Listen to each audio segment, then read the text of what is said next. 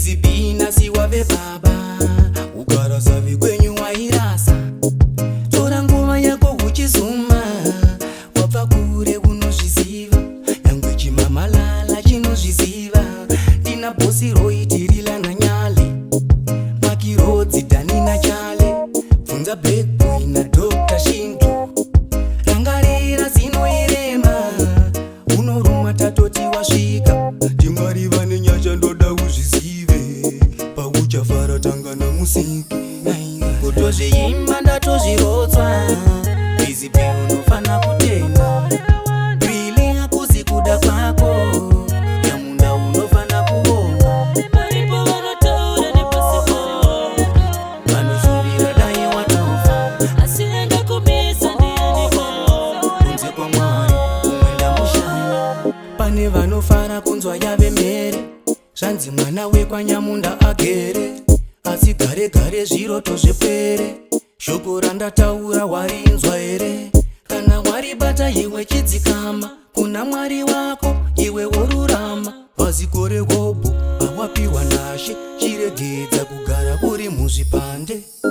Kutozviimba ndatozvirotswa, Busy Bee unofana kutenda, really hakuzi kuda kwako. Nyamunda unofana kuvonga, vanozvuvira dai watofa. Kunze kwaMwari umwe ndamushaya. Asi rangarira paya uri mwana, aiwa uchiyamwa mukaka, uchitiza mama unogeza, tikafunga upenyu makata. Busy Bee nasiwave baba, ugara savi kwenyu wairasa. Tora nguva yako uchizuma, wabva kure unozviziva.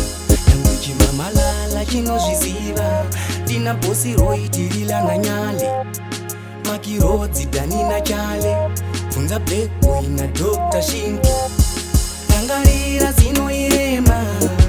Unoruma tatoti wasvika, Timwari vane nyasha ndoda uzvizive. Pauchafara tanga namusiki, kutozviimba ndatozvirotswa. Busy Bee unofana kutenda, really hakuzi kuda kwako. Nyamunda unofana kuvonga, vanozvuvira dai watofa. Kunze kwaMwari umwe ndamushaya. Pane vanofara kunzwa yave mhere, zvanzi mwana wekwanyamunda agere.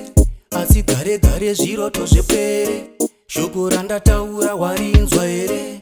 Kana waribata iwe chidzikama, kuna Mwari wako iwe worurama. Paziko rehobho pawapiwa nashe, chiregedza kugara uri muzvipande.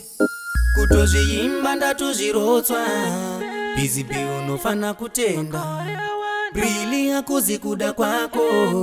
Nyamunda unofana kuvonga, vanozvuvira dai watofa. Kunze kwaMwari umwe ndamushaya.